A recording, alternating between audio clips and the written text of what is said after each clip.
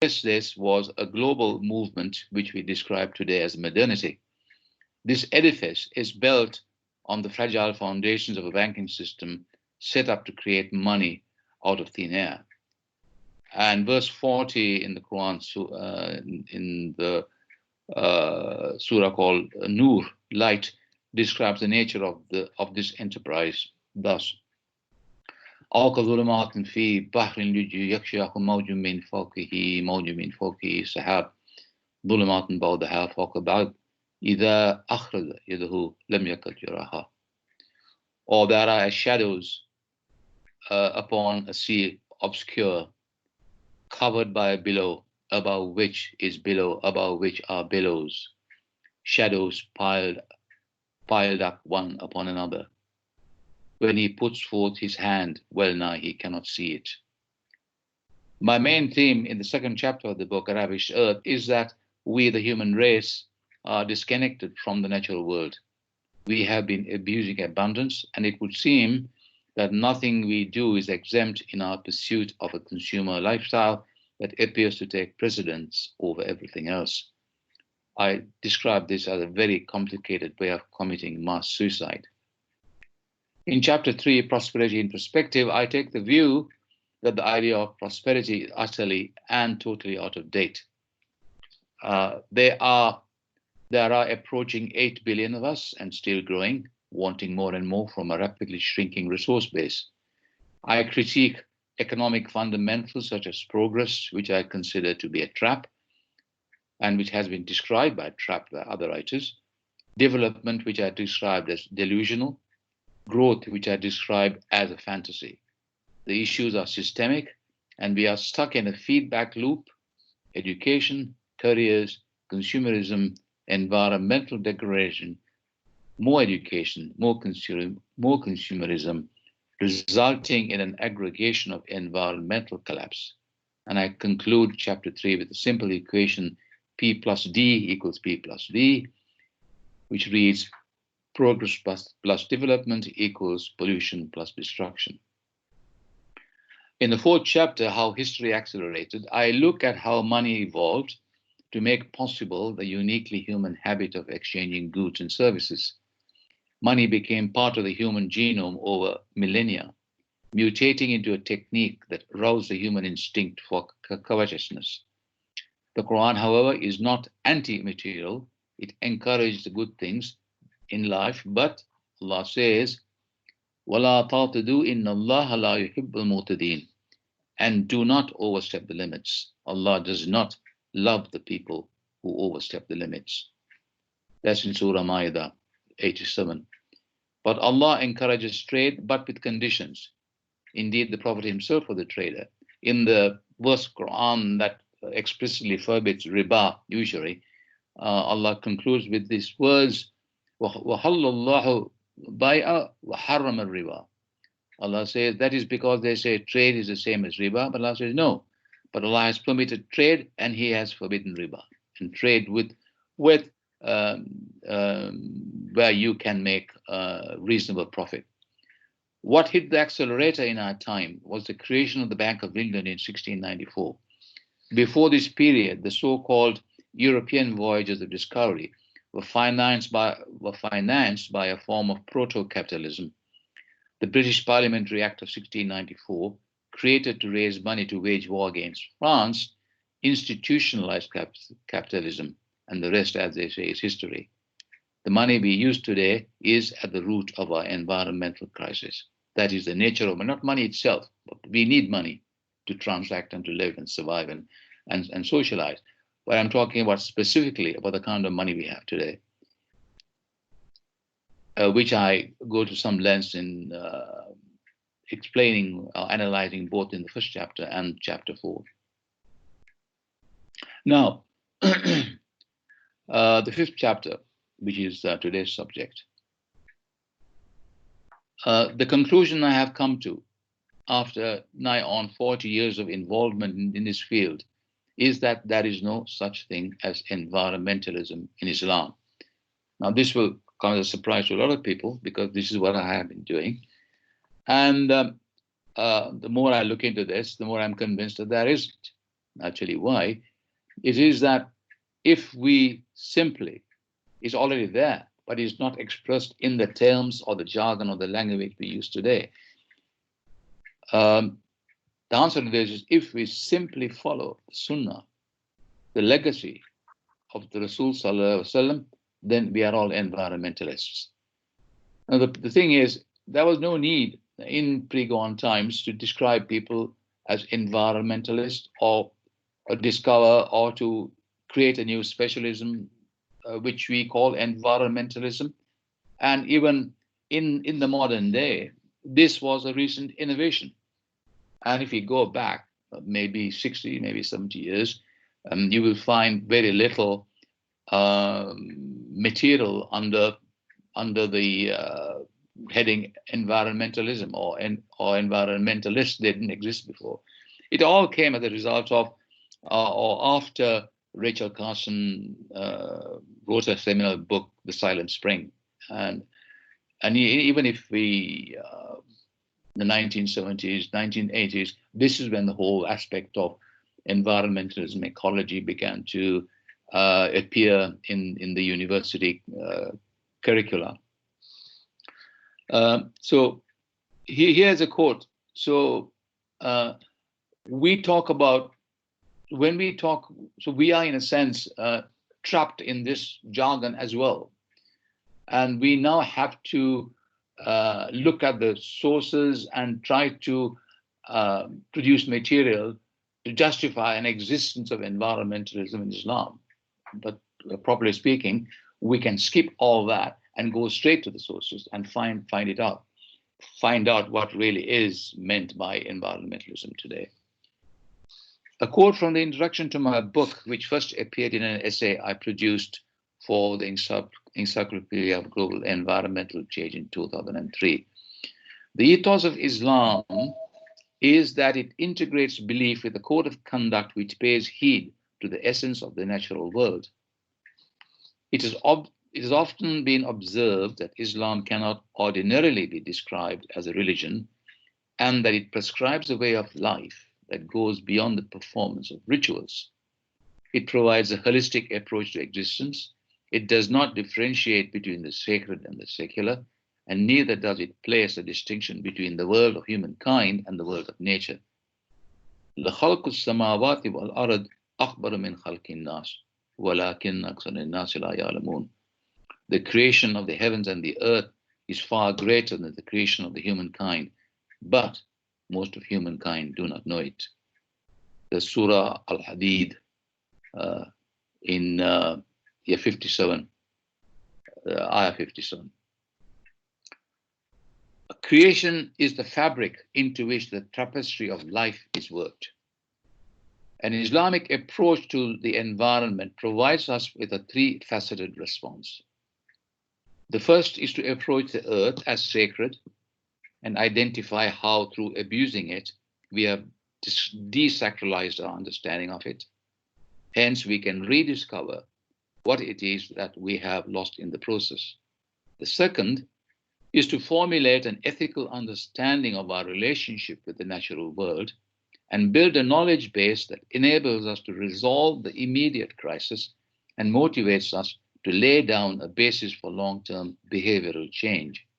Thirdly, is to look at this through a prism of political economy and discover what it is that an Islamic approach to this subject can do to both improve our understanding of the current malaise and provide some answers as to how we can create a model of well-being without having to subvert our own existence.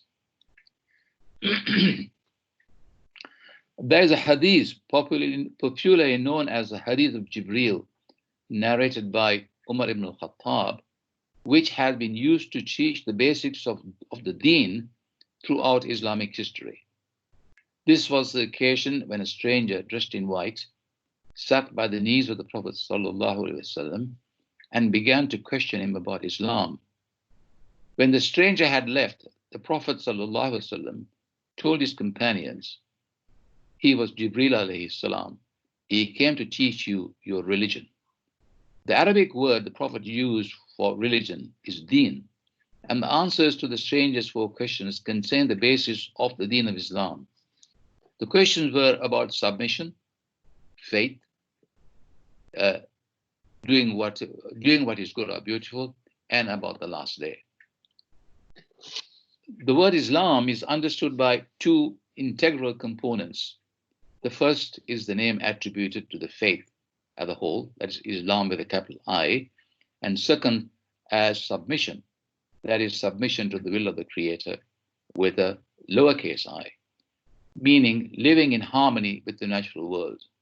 So submitting to the will of the Creator is living in harmony with the natural world.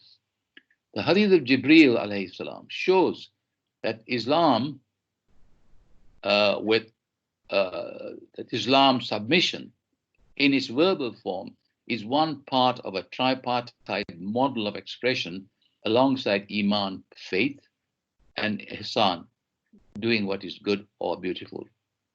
Leaving aside the Prophet's responses to the fourth question, the other three components can be viewed as a three-dimensional image in which each dimension is considered independently but understood as an integral whole. Arman, can you put on that image, please? Yeah. Okay.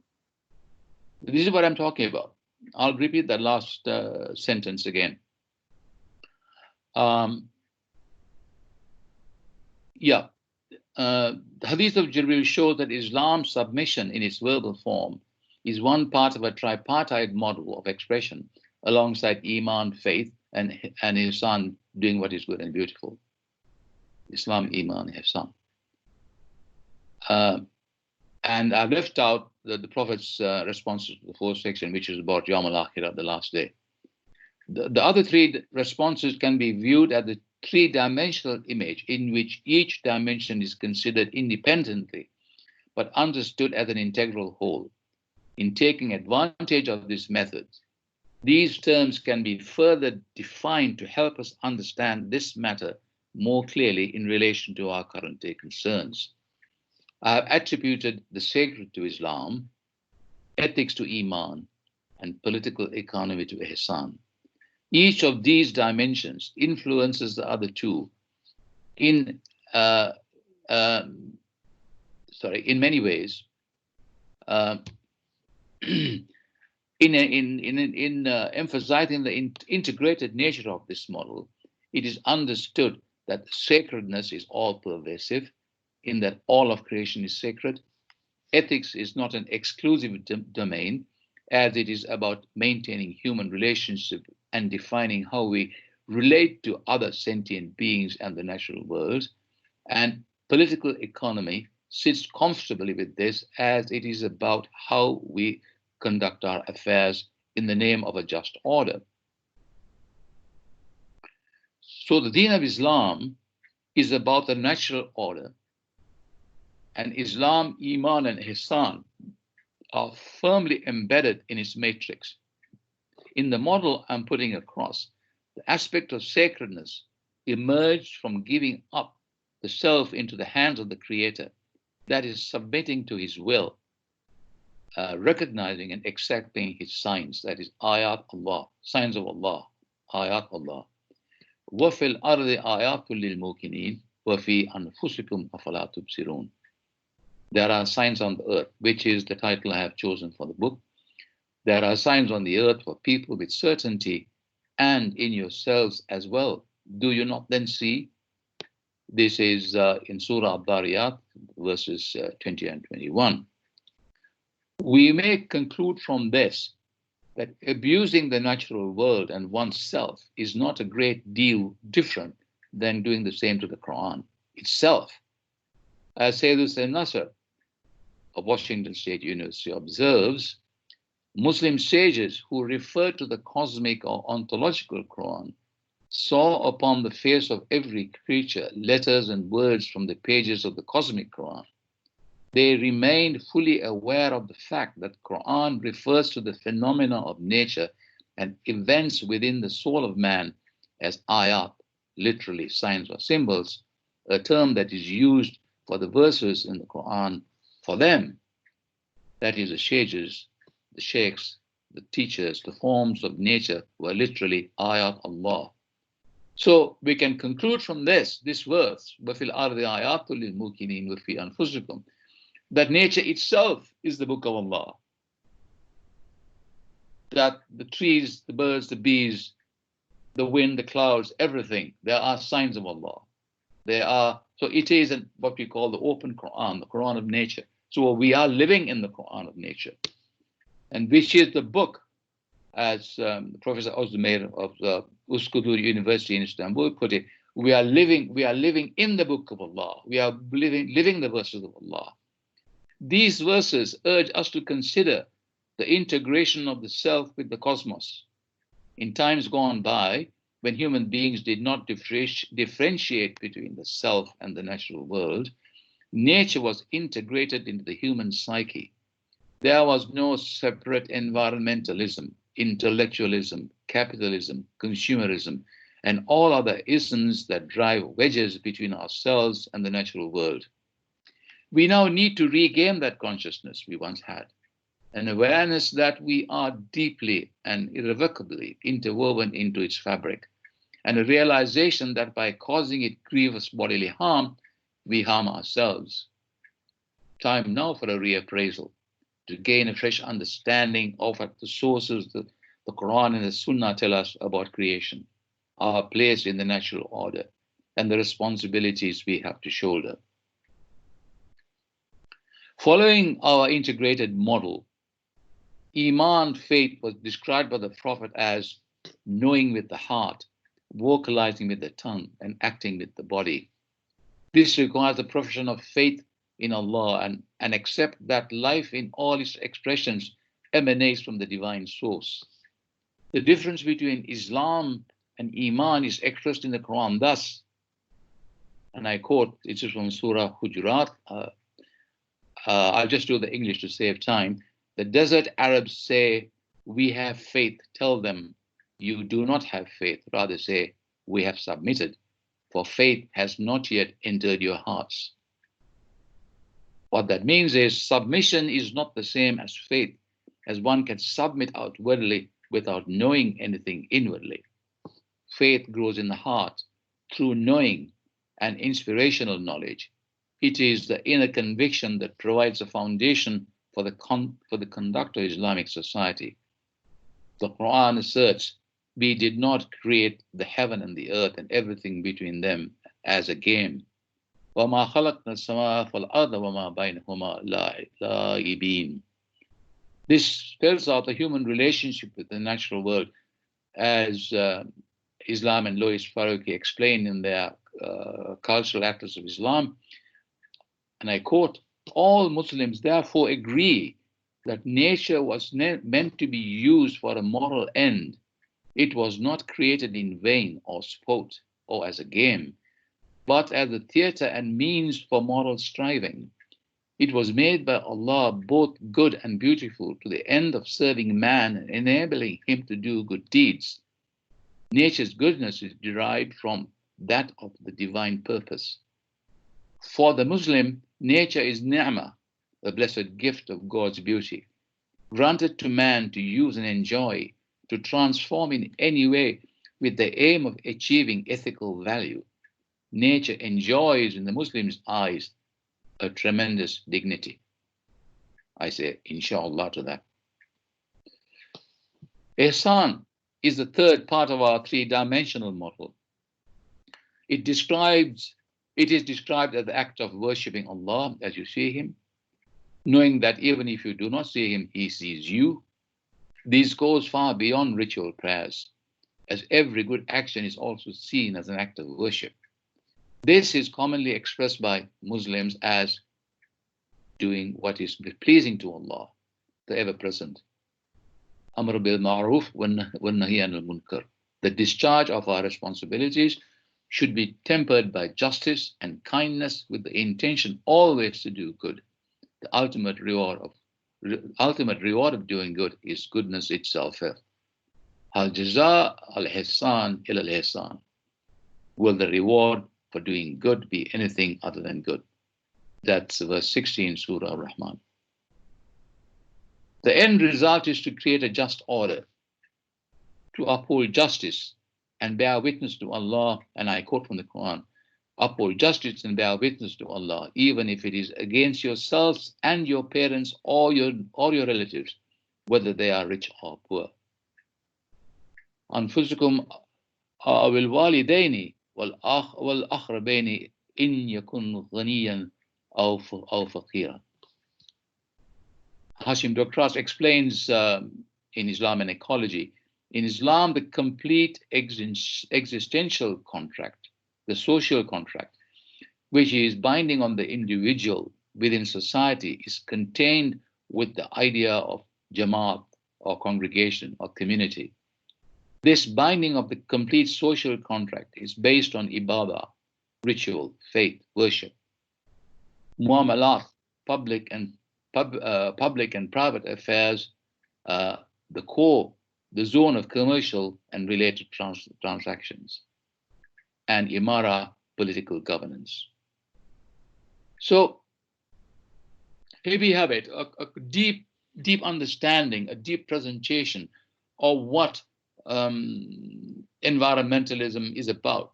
We have the basic structure based on the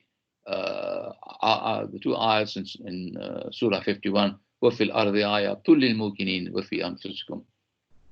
There are signs on the earth for people of conviction, and in yourselves as well. So where do we go from here? You see, and these are the ideas that we need to push forward in order to regain what we have lost in terms of our understanding of the good earth, of our understanding of Allah subhanahu wa ta'ala's creation. Now, when I began to do this work 35, 40 years ago, the ulama I researched and accessed couldn't really help me. And how was that a body of knowledge in the Quran that encapsulates this? And from what I've been trying to say in the past 5-10 minutes, of course there is, but is there effect on creation? There isn't, and the reason for that is there was no need for one. There has not been any need for one because of the integrated nature of the Quranic message. So what I needed to do in terms of pushing this message forward is to gather together the verses of the Quran and try to put this across in a way that is understood and in a way that it can be expressed on the ground and in a way that it can produce results. And perhaps some of you probably know that I had a successful project in Zanzibar going back nearly over 20 years now, 1999, 98, 99, where we were invited by WWF to go to Zanzibar and talk to fishermen who were dynamiting coral reefs, and the authorities were worried that the dynamiting was so rampant that it was destroying the coral reefs that were the spawning ground of the fishes. So if that carried on, there'd be no fish, no spawning grounds, no coral, no fish. So I went armed with this resource that I had produced, which I called Quran Creation and Conservation. And I did a 2-day workshop, and the workshop was attended by the leaders of the Fishermen's Association, the community leaders, the local ulama and local madrasa teachers, and local government officials. There were about 25 to 30 people.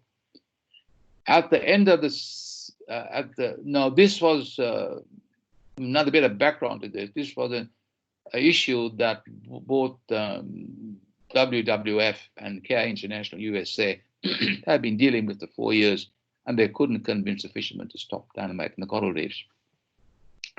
2 days later, the fishermen resolved to stop dynamiting the coral reefs. And one of the fishermen came up to me and said, Brother Khalid, we can break the laws of the government, but we cannot break Allah's laws. That was basically the message. And that was giving these people a very few verses from the Quran to look at and understand and to act upon. And I'll tell you what they are. What I did was to start to begin to formulate a knowledge base, which we now call Ilm al-Khalq, knowledge of creation. And in this, I chose 4 headings under the familiar phrases that you will know, under Tawheed, under Fitra, under Mizan, and under Khilafah. Under Tawheed, I use verses of the Quran which manifests Allah's singular unity. You call this the principle of unity. Under Fitra, I use as a basis for this the surah in Surah Rum 30, Fitratullahi allati fatara an-nasi alayh. Allah originated in your original creation to demonstrate the primordiality of the natural world. And in Mizan, I use the first 7 verses in Surah Rahman, which ends in خلق الإنسان علمه البيان الشمس والقمر بحسبان. And Allah تطغى في الميزان وأقيموا الوزن بالقسط ولا تكسروا الميزان. And in Khilafah, I use the verses on human responsibility. So we have the unity principle, the principle of primordiality, the principle of balance, and the principle of responsibility. And this was the formulation at the base, the subsequent workshop that we conducted worldwide from West Africa all the way to Indonesia on the basis of this. And Ilm al-Khalq has already been translated into Indonesian, and I think Turkish as well. I'm not sure, but Indonesian definitely yes, and they're using it even today in the madrasas in Indonesia. So that is the first aspect of it. That's not the end of the story, because as we know, there is the basic message in the Quran, and then after that, there is the Sunnah. The Rasul Sallallahu Alaihi Wasallam is known as the Quran walking, and his hadith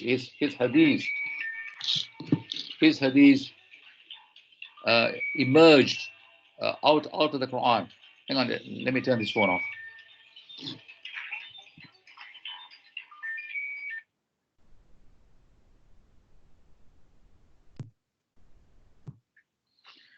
Sorry. Yeah. Can you hear me, everybody? Adnan? Yep. Okay. Okay. Fine. All right. So, we are talking about amal. So we've got the basic message set down in the Quran, which can be presented in many forms. It doesn't have to be Tawhid, Fitra, Mizan, Khalifa. It depends on the teacher and how comfortable the teacher feels. All I'm trying to do is to illustrate in a very quick way how the ayahs on Khalq, on creation, there are nearly 260 verses in the Quran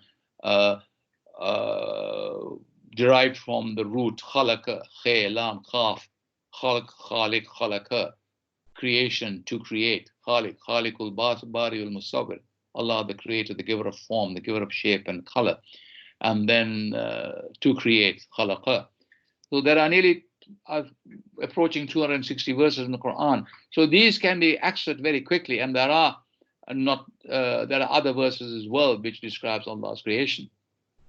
So that was the purpose behind this, and it is up to the teachers, the ulama, and whoever is taking this on to recognize that yes, there is a body of knowledge, and we can use it. But then what? What do we move from there?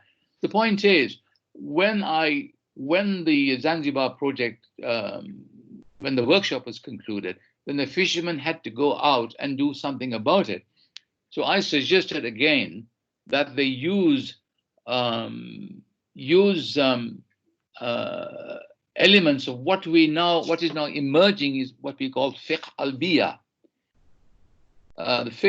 The word biya is not an Arabic, it's an Arabic word, but does not come in the Quran, but it denotes an area, a surrounding, a land region.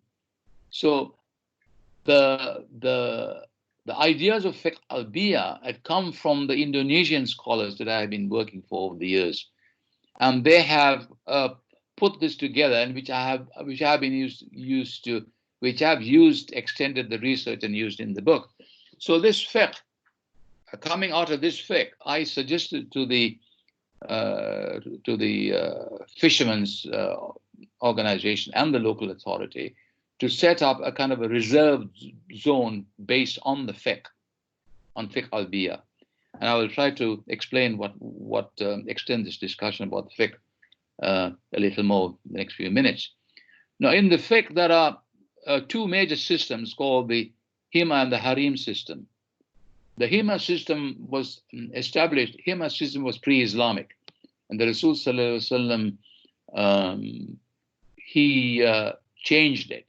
The Hima system, pre-Islamic, was used by the tribal leaders, where the tribal leader claimed land as far as the bark of his dog could be heard. And that was abolished during the time of the Prophet, when the Prophet Sallallahu Alaihi Wasallam established a Hima for his cavalry horses. And he said, this land, this grazing land is for Allah and His Rasul. Now that actually, there were two interpretations of it, and the second one is one that is accepted today.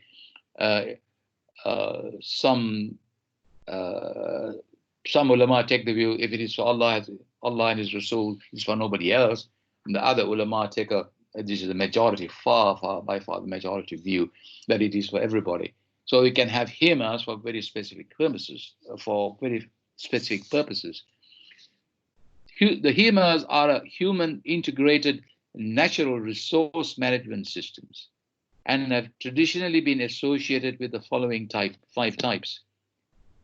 Areas where grazing for domestic of domestic animals is prohibited, areas where grazing is restricted to certain seasons, beekeeping reserves where grazing is restricted during flowering, and forest areas where cutting of trees is forbidden. So it's quite comprehensive. I know it's 6:45 now, isn't it? Okay. Another system I'd like to highlight is the Harim system. The following locations should be designed as a Harim, as a protected zone. Sources of water, such as rivers, springs, wells, watercourses, lakes, and seas. For example, in the fiqh literature, the Harim is for a river covers half the width of the river on both banks. For a well, a radius of 40 cubits. A cubit is nearly 2 feet, about 22 inches. For a well, a radius of 40 cubits from the center of the well, with variations depending on local conditions. And for a spring, there are variations again depending on local conditions. Thirdly, spaces surrounding a town or village that provides renewable resources such as forage and firewood. A tree providing shade could be designated as Harim, which is something of public benefit. And its zones of protection can be extended to a radius of 5 cubits or more. And utilities such as roads and public squares. So these are quite comprehensive kind of institutions that any Islamic society can in fact implement. And I know that if Kamran is there in his eco village in Tanzania, after the workshop we did about 10 years ago, he's got 2 of these zones, and they're still there, Kamran, still engaged in and hopefully working well. And added to this, and I'm rushing through this quite quickly to give some time for discussion.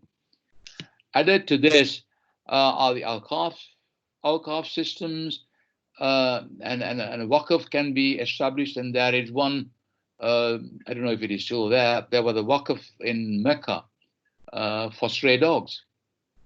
And there are waqfs in various parts of the Islamic world. There was a waqf probably in Turkey, where a waqf was set for a meadow was set apart for bees to do their work on pollination. And there are things called land revivification systems called the Jara and the Iqta. And there is ultimately the Hizbah, which is an adjudicating court, which is usually used in the part of Islamic jurisdiction, which we call Mu'amalat, which is an adjudicating court, which in fact, if there are environmental disputes about water courses and about conservation, a muhtasib, a kind of a independent judge, can judge disputes about disputes concerning water and forests and other issues concerning the environment. So it's quite comprehensive, and putting this into practice is the issue today. How do we do it? So we have a body of knowledge which is quite deep in the Quran. It gives us the inspiration to carry on and to get this out and do it. And then we have the knowledge of implementation itself is all there. And these are quite flexible. And what needs to do now is to educate the people and make them conscious of what is there historically, and to make it real today. Bismillah. Okay. That's the challenge for today.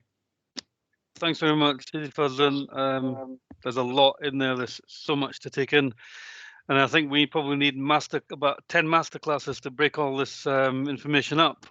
A lot to take in.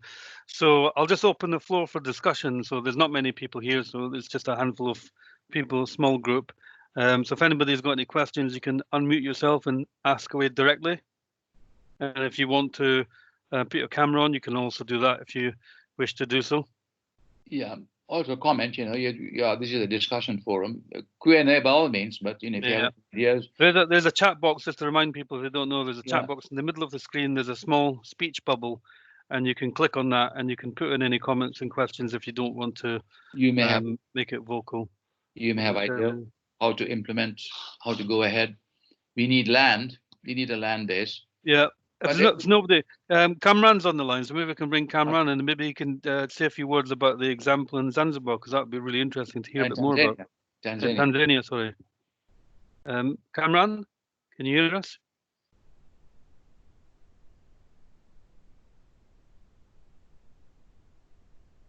Maybe he's walked away from the screen, I'm not sure.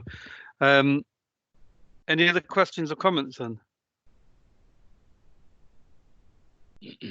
So I mean, for just one from myself and Sidi Fazlin, there's so much that we've just that you've mentioned there over the last 40 minutes. Where would we begin? Can you give us an idea where we would begin? Well, you can begin from your back garden. You can begin in your back garden. I mean, we have if you can take the Zanzibar project, which is more than 20 years old now, and I think it's been taken over by other government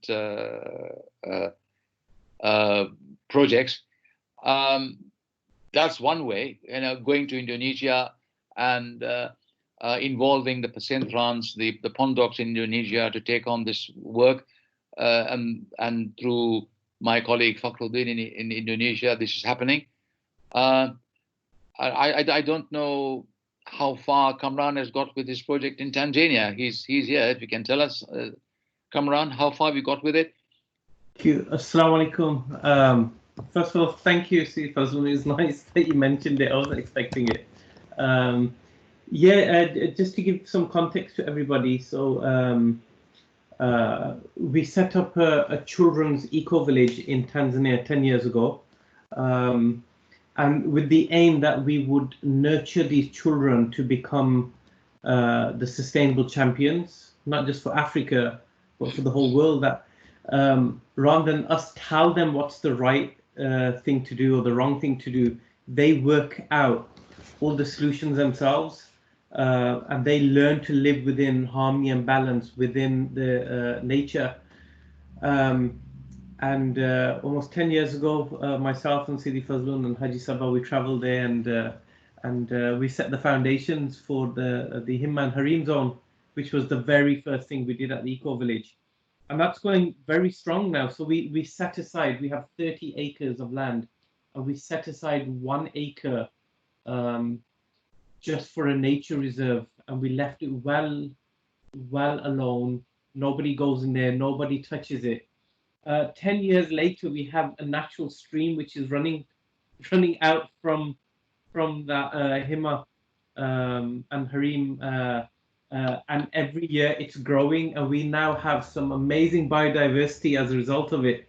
It has its own little fish, and we see birds, new types of birds that come every time and take fish from it. We have lizards, huge big ones, and we tend not to see them come out so much because they everything they need. That zone has its own ecosystem, so everything they need is from within it. But what that zone has done is has started providing a source of water to the surrounding villages, and you see this beautiful shot, which we only just realized last year when we looked at it from Google Maps from the top. You actually see the green and the water going to the surrounding villages. Unfortunately, one of the challenges we're now facing is... Kamran, your mic's cutting out a little bit. Oh, sorry. Can you hear me? Yeah, I can hear you now. Yeah. One of the challenges we're now facing is actually we're having too much biodiversity at the Eco Village. And the reason I say that is, while it's a good thing, there's now an imbalance of nature, which we have to somehow control. And the reason that's happening is around the surrounding villages around the children's Eco Village, they're all doing unplanned development. So they're destroying natural habitats, and Sidi Fazlun, what would have been a jungle 10 years ago are now all housing estates around, and homes built. And so the Eco Village has become a natural habitat and an oasis for much of these. Really? So they're all now converging on the Eco Village. So we're finding more snakes, more rodents, which we're able to handle.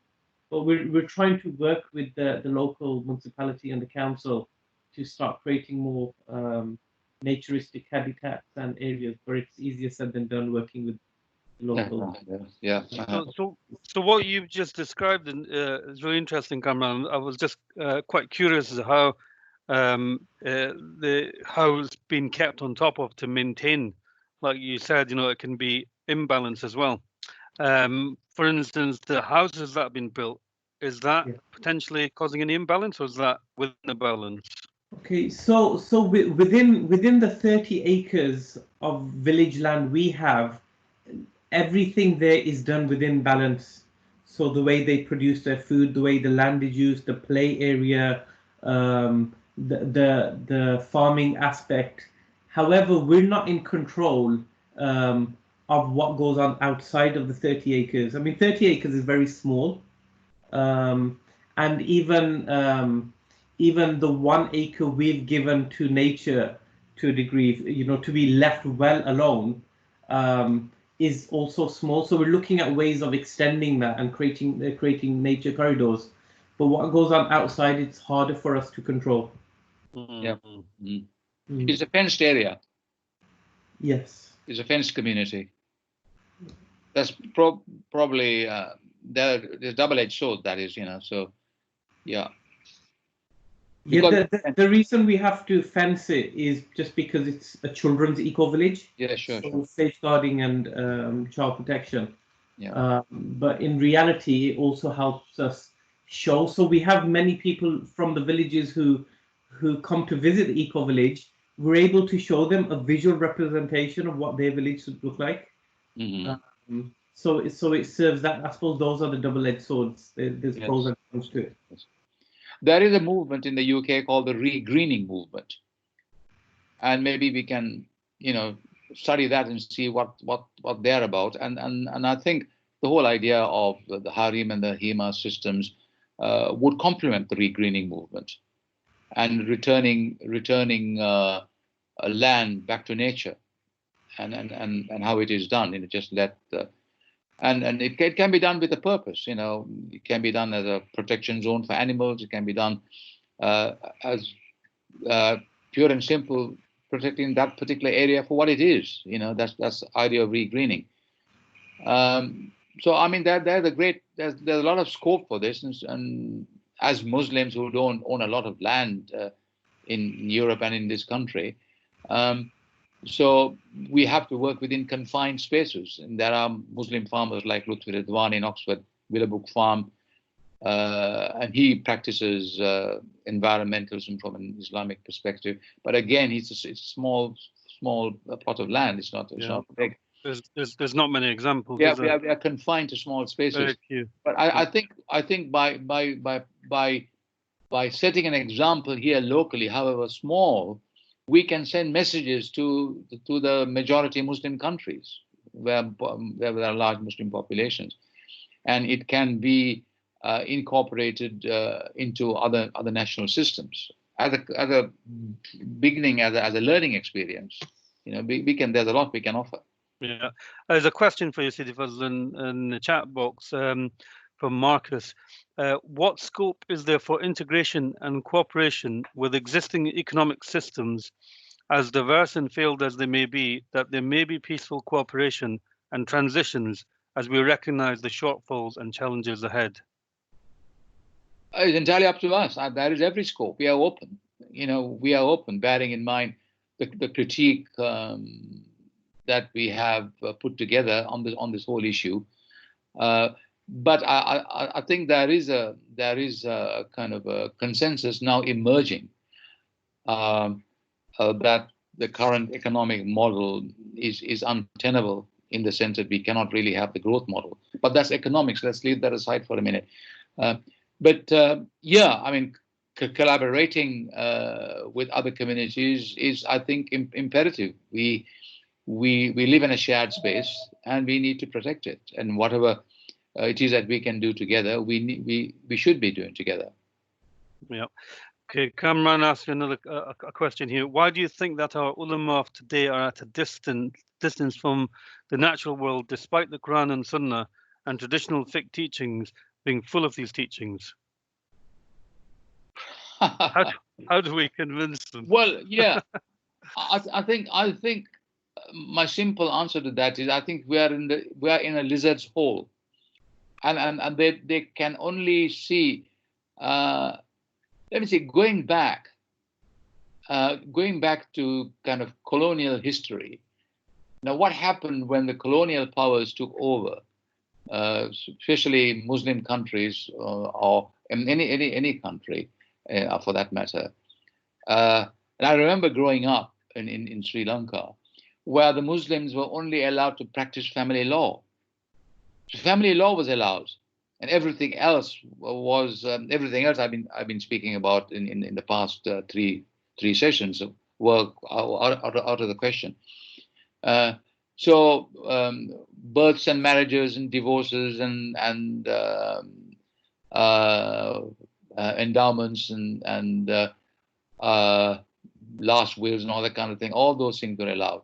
So I have a feeling, and this is only part of the answer, I have a feeling that the ulama who were pre-colonial were very close to the ruling classes were then reduced to looking at family law. There is a ulama council in the UK which deals with only family law.